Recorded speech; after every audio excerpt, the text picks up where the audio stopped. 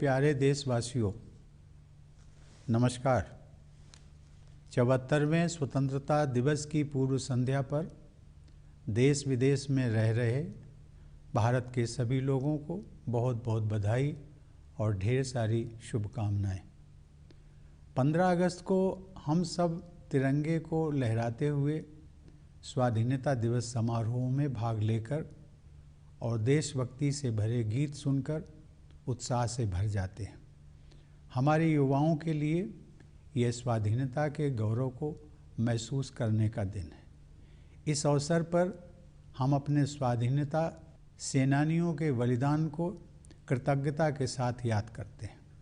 उनके बलिदान के बल पर ही हम सब आज एक स्वाधीन देश के निवासी हैं। हमारे स्वाधीनता संग्राम के आदर्शों की नींव पर ही आधुनिक भारत का निर्माण हो रहा है। हमारे दूरदर्शी राष्ट्र नायकों ने अपने विविध विचारों को राष्ट्रीयता के एक सूत्र में पिरोया था।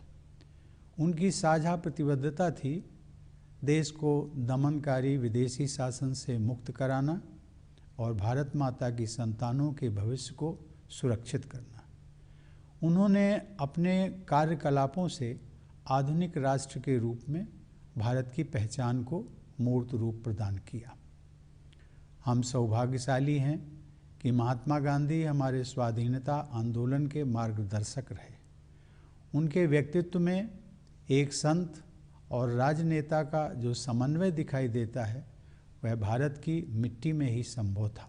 सामाजिक संघर्ष, आर्थिक समस्याओं और जलवायु परिवर्तन से परेशान आज की दुनिया गांधी जी की शिक्षाओं में समाधान पाती है। समानता और न्याय के लिए उनकी प्रतिबद्धता हमारे गणतंत्र का मूल मंत्र है। गांधी जी के बारे में युवा पीढ़ी की जिज्ञासा और उत्साह को देखकर मुझे अत्यंत खुशी होती है। प्यारे देशवासियों, इस वर्ष स्वतंत्रता दिवस के उत्सवों में हमेशा की तरह धूमधाम नहीं होगी। इसका कारण स्पष्ट है। पूरी दुनिया एक ऐसे घातक वायरस से जूझ रही है जिसने जनजीवन को भारी क्षति पहुंचाई है और हर प्रकार की गतिविधियों में बाधा उत्पन्न की है। इस वैश्विक महामारी के कारण हम सबका जीवन पूरी तरह से बदल गया है। यह बहुत आश्वस्त करने वाली बात है कि इस चुनौती का सामना करने के लिए केंद्र सरकार ने पूर्व अनुमान करते हुए समय रहते प्रभावी कदम उठा लिए थे। इन असाधारण प्रयासों के बल पर घनी आबादी और विविध परिस्थितियों वाले हमारे विशाल देश में इस चुनौती का सामना किया जा रहा है। राज्य सरकारों ने स्थानीय परिस्थितियों के अनुसार कार्रवाई की। जनता ने पूरा सहयोग दिया। इन प्रयासों से हमने वैश्विक महामारी की विकरालता पर नियंत्रण रखने और बहुत बड़ी संख्या में लोगों के जीवन की रक्षा करने में सफलता प्राप्त की है। यह पूरे विश्व के सामने एक अनुकरणीय उदाहरण है। राष्ट्र उन सभी डॉक्टरों, नर्सों तथा अन्य स्वास्थ्य कर्मियों का ऋणी है जो कोरोना वायरस के खिलाफ इस लड़ाई में अग्रिम पंक्ति के योद्धा रहे हैं। दुर्भाग्यवश उनमें से अनेक योद्धाओं ने इस महामारी का मुकाबला करते हुए अपने जीवन का बलिदान दिया। ये हमारे राष्ट्र के आदर्श सेवा योद्धा हैं। इन कोरोना योद्धाओं की जितनी भी सराहना की जाए वह कम है। ये सभी योद्धा अपने कर्तव्य की सीमाओं से ऊपर उठकर लोगों की जान बचाते हैं और आवश्यक सेवाओं की उपलब्धता सुनिश्चित करते हैं। ऐसे डॉक्टर, स्वास्थ्यकर्मी, आपदा प्रबंधन दलों के सदस्य, पुलिसकर्मी, सफाई कर्मचारी, डिलीवरी स्टाफ, परिवहन, रेल और विमानन कर्मी, विभिन्न सेवा प्रदाता, सरकारी कर्मचारी, समाज सेवी संगठन और उदार नागरिक अपने साहस तथा निस्वार्थ सेवा के प्रेरक उदाहरण प्रस्तुत कर रहे हैं।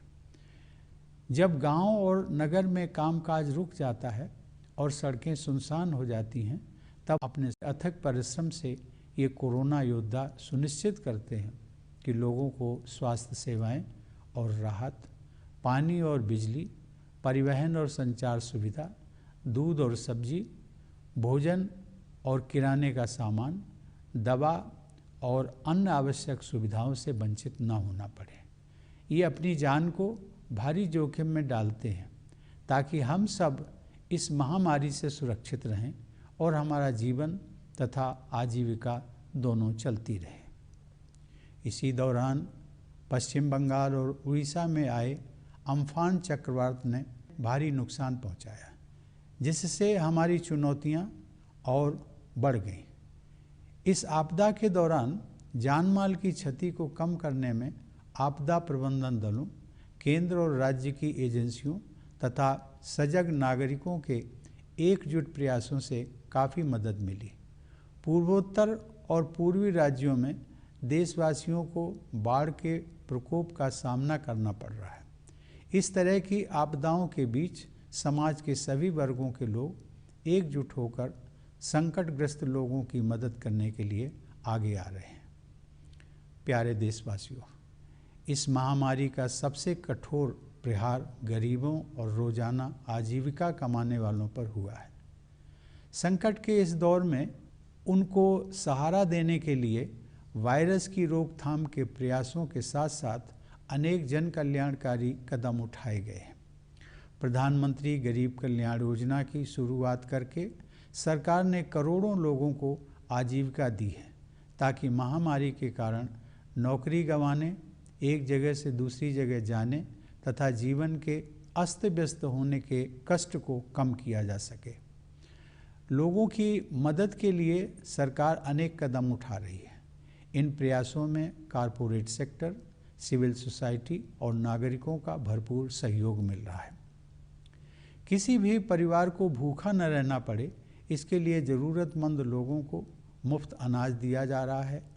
मुफ्त अनाज उपलब्ध कराने के दुनिया के सबसे बड़े इस अभियान को नवंबर 2020 तक बढ़ा दिया गया। इस अभियान से हर महीने लगभग 80 करोड़ लोगों को राशन मिलना सुनिश्चित किया गया है। राशन कार्ड धारक पूरे देश में कहीं भी राशन ले सकें, इसके लिए सभी राज्यों को one nation one ration card योजना के तहत लाया जा रहा है। दुनिया में कहीं पर भी मुसीबत में फंसे हमारे लोगों की मदद करने के लिए प्रतिबद्ध सरकार द्वारा वंदे भारत मिशन के तहत 10 लाख से अधिक भारतीयों को स्वदेश वापस लाया गया है। भारतीय रेल द्वारा इस चुनौतीपूर्ण समय में ट्रेन सेवाएं चलाकर वस्तुओं तथा लोगों के आवागमन को संभव किया गया है। अपने सामर्थ्य में विश्वास के बल पर हमने कोविड-19 के खिलाफ लड़ाई में अन्य देशों की ओर भी मदद का हाथ बढ़ाया है। अन्य देशों के अनुरोध पर दवाओं की आपूर्ति करके हमने एक बार फिर यह सिद्ध किया है कि भारत संकट की घड़ी में विश्व समुदाय के साथ खड़ा रहता है। क्षेत्रीय और वैश्विक स्तर पर महामारी का सामना करने के लिए प्रभावी रणनीतियों को विकसित करने में हमारी अग्रणी भूमिका रही है। संयुक्त राष्ट्र सुरक्षा परिषद की अस्थायी सदस्यता के लिए हाल ही में संपन्न चुनाव में मिला भारी समर्थन भारत के प्रति व्यापक अंतर्राष्ट्रीय सद्भावना का प्रमाण है। भारत की यह परंपरा रही है कि हम केवल अपने लिए नहीं जीते हैं, बल्कि पूरे विश्व के कल्याण की भावना के साथ कार्य करते हैं। भारत की आत्मनिर्भरता का अर्थ स्वयं सक्षम होना है, दुनिया से अलगाव या दूरी बनाना नहीं। इसका अर्थ यह भी है कि भारत वैश्विक बाजार व्यवस्था में शामिल भी रहेगा और अपनी विशेष पहचान भी कायम रखेगा। प्यारे देशवासियों, आज विश्व समुदाय वसुधैव कुटुंबकम अर्थात समस्त विश्व एक ही परिवार है कि उस मान्यता को स्वीकार कर रहा है जिसका उद्घोष हमारी परंपरा में बहुत पहले ही कर दिया गया था। लेकिन आज जब विश्व समुदाय के समक्ष आई सबसे बड़ी चुनौती से एकजुट होकर संघर्ष करने की आवश्यकता है, तब हमारे पड़ोसी ने अपनी विस्तारवादी गतिविधियों को चालाकी से अंजाम देने का दुस्साहस किया। सीमाओं की रक्षा करते हुए हमारे बहादुर जवानों ने अपने प्राण न्यौछावर कर दिए। भारत माता के वे सपूत राष्ट्र गौरव के लिए ही जिए और उसी के लिए मर मिटे। पूरा देश गलवान घाटी के बलिदानियों को नमन करता है। हर भारतवासी के हृदय में उनके परिवार के सदस्यों के प्रति कृतज्ञता का भाव है। उनके शौर्य ने यह दिखा दिया है कि यद्यपि हमारी आस्था शांति में है, फिर भी यदि कोई अशांति उत्पन्न करने की कोशिश करेगा तो उसे माकूल जवाब दिया जाएगा। हमें अपने सशस्त्र बलों, पुलिस तथा अर्धसैनिक बलों पर गर्व है, जो सीमाओं की रक्षा करते हैं और हमारी आंतरिक सुरक्षा सुनिश्चित करते हैं। मेरा मानना है कि कोविड-19 के विरुद्ध लड़ाई में जीवन और आजीविका दोनों की रक्षा पर ध्यान देना आवश्यक है। हमने मौजूदा संकट को सबके हित में, विशेष रूप से किसानों और छोटे उद्यमियों के हित में समुचित सुधार लाकर अर्थव्यवस्था को पुनः गति प्रदान करने के अवसर के रूप में देखा है। कृषि क्षेत्र में ऐतिहासिक सुधार किए गए हैं। अब किसान बिना किसी बाधा के देश में कहीं भी अपनी उपज बेचकर उसका अधिकतम मूल्य प्राप्त कर सकते हैं। किसानों को नियामक प्रतिबंधों से मुक्त करने के लिए आवश्यक वस्तु अधिनियम में संशोधन किया गया है। इससे किसानों की आय बढ़ाने में मदद मिलेगी। मेरे प्यारे देशवासियों, वर्ष 2020 में हम सब ने कई महत्वपूर्ण सबक सीखे। एक अदृश्य वायरस ने इस मिथक को तोड़ दिया है कि प्रकृति मनुष्य के अधीन है।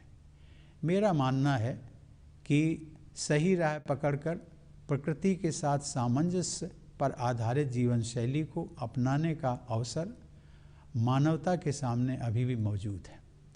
जलवायु परिवर्तन की तरह इस महामारी ने भी यह चेतना जगाई है कि विश्व समुदाय के प्रत्येक सदस्य की नियति एक दूसरे के साथ जुड़ी हुई है।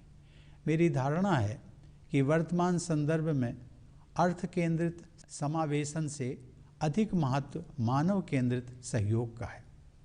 यह बदलाव जितना अधिक व्यापक होगा, मानवता का उतना ही अधिक भला होगा। 21वीं सदी को उस सदी के रूप में याद किया जाना चाहिए जब मानवता ने मतभेदों को दरकिनार करके धरती माँ की रक्षा के लिए एकजुट प्रयास किए। दूसरा सबक यह है कि प्रकृति रूपी जननी की दृष्टि में हम सब एक समान हैं तथा अपने जीवन की रक्षा और विकास के लिए मुख्यतया अपने आसपास के लोगों पर निर्भर हैं। कोरोना वायरस मानव समाज द्वारा बनाए गए कृत्रिम विभाजनों को नहीं मानता है। इससे यह विश्वास पुष्ट होता है कि मनुष्यों द्वारा उत्पन्न किए गए हर प्रकार के पूर्वाग्रह और सीमाओं से हमें ऊपर उठने की आवश्यकता है। भारतवासियों में परस्पर सहयोग और करुणा की भावना दिखाई देती है। हमें अपने आचरण में इस सद्गुण को और अधिक समाविष्ट करना चाहिए, तभी हम सबके लिए बेहतर भविष्य का निर्माण कर सकते हैं। तीसरा सबक स्वास्थ्य सेवा को और मजबूत करने से जुड़ा है। सार्वजनिक अस्पतालों और प्रयोगशालाओं ने कोविड-19 का सामना करने में अग्रणी भूमिका निभाई है। सार्वजनिक स्वास्थ्य सेवाओं के कारण गरीबों के लिए इस महामारी का सामना करना संभव हो पाया है। इसलिए इन सार्वजनिक स्वास्थ्य सुविधाओं को और अधिक विस्तृत व सुदृढ़ बनाना होगा। चौथा सबक विज्ञान और प्रौद्योगिकी से संबंधित है। इस वैश्विक महामारी से विज्ञान और टेक्नोलॉजी को तेज़ी से विकसित करने की आवश्यकता पर और अधिक ध्यान गया है। लॉकडाउन और उसके बाद क्रमशः अनलॉक की प्रक्रिया के दौरान शासन, शिक्षा, व्यवसाय, कार्यालय के कामकाज और सामाजिक संपर्क के प्रभावी माध्यम के रूप में सूचना और संचार प्रौद्योगिकी को अपनाया गया है। इस माध्यम की सहायता से सभी भारतीयों का जीवन बचाने और कामकाज को फिर से शुरू करने के उद्देश्यों को एक साथ हासिल करने में मदद मिली है। केंद्र एवं राज्य सरकारों के कार्यालय अपने कार्यों के निर्वहन के लिए बड़े पैमाने पर वर्चुअल इंटरफेस का उपयोग कर रहे हैं। न्याय प्रदान करने के लिए न्यायपालिका ने वर्चुअल कोर्ट की कार्रवाई को अपनाया है। वर्चुअल कॉन्फ्रेंस आयोजित करने तथा अन्य अनेक गतिविधियों को संपन्न करने के लिए राष्ट्रपति भवन में भी हम प्रौद्योगिकी का उपयोग कर रहे हैं। आईटी और संचार उपकरणों की सहायता से डिस्टेंस एजुकेशन तथा ई लर्निंग को बढ़ावा मिला है। कई क्षेत्रों में अब घर से काम करने का ही प्रचलन हो गया है। प्रौद्योगिकी की सहायता से सरकारी और निजी क्षेत्रों के अनेक प्रतिष्ठानों द्वारा सामान्य स्तर से कहीं अधिक कामकाज करके अर्थव्यवस्था को गति प्रदान की गई है। इस प्रकार हमने यह सबक सीखा है कि प्रकृति से सामंजस्य रखते हुए विज्ञान और प्रौद्योगिकी को अपनाने से हमारे अस्तित्व और विकास की निरंतरता को बनाए रखने में सहायता मिलेगी। ये सभी सबक पूरी मानवता के लिए उपयोगी सिद्ध होंगे। आज की युवा पीढ़ी ने इन्हें भली भांति आत्मसात किया है और मुझे विश्वास है कि इन युवाओं के हाथों में भारत का भविष्य सुरक्षित है। यह दौर हम सभी के लिए कठिन है। हमारे युवाओं की कठिनाई तो और भी गंभीर दिखाई देती है। शिक्षण संस्थानों के बंद होने से हमारे बेटे बेटियों में चिंता पैदा हुई होगी और फिलहाल वे अपने सपनों और आकांक्षाओं को लेकर चिंतित होंगे। मैं उन्हें ये बताना चाहूँगा कि इस संकट पर हम विजय हासिल करेंगे और इसलिए अपने सपनों को पूरा करने के प्रयासों में आप सभी युवाओं को निरंतर जुटे रहना चाहिए। इतिहास में ऐसे प्रेरक उदाहरण उपलब्ध हैं जहां बड़े संकटों एवं चुनौतियों के बाद सामाजिक, आर्थिक और राष्ट्रीय पुनर्निर्माण का कार्य नई ऊर्जा के साथ किया गया। मुझे विश्वास है कि हमारे देश और युवाओं का भविष्य उज्जवल है। हमारे बच्चों और युवाओं को भविष्य की ज़रूरतों के अनुसार शिक्षा प्रदान करने की दृष्टि से केंद्र सरकार ने हाल ही में राष्ट्रीय शिक्षा नीति लागू करने का निर्णय लिया है। मुझे विश्वास है कि इस नीति से गुणवत्ता से युक्त एक नई शिक्षा व्यवस्था विकसित होगी जो भविष्य में आने वाली चुनौतियों को अवसर में बदलकर नए भारत का मार्ग प्रशस्त करेगी। हमारे युवाओं को अपनी रुचि और प्रतिभा के अनुसार अपने विषयों को चुनने की आज़ादी होगी। उन्हें अपनी क्षमताओं को विकसित करने का अवसर मिलेगा। हमारी भावी पीढ़ी इन योग्यताओं के बल पर न केवल रोजगार पाने में समर्थ होगी बल्कि दूसरों के लिए भी रोजगार के अवसर उत्पन्न करेगी। राष्ट्रीय शिक्षा नीति एक दूरदर्शी और दूरगामी नीति है। इससे शिक्षा में इंक्लूजन, इनोवेशन और इंस्टीट्यूशन की संस्कृति को मजबूती मिलेगी। नई शिक्षा नीति के तहत मातृभाषा में अध्ययन को महत्व दिया गया है, जिससे बाल मन सहजता से पुष्पित पल्लवित हो सकेगा।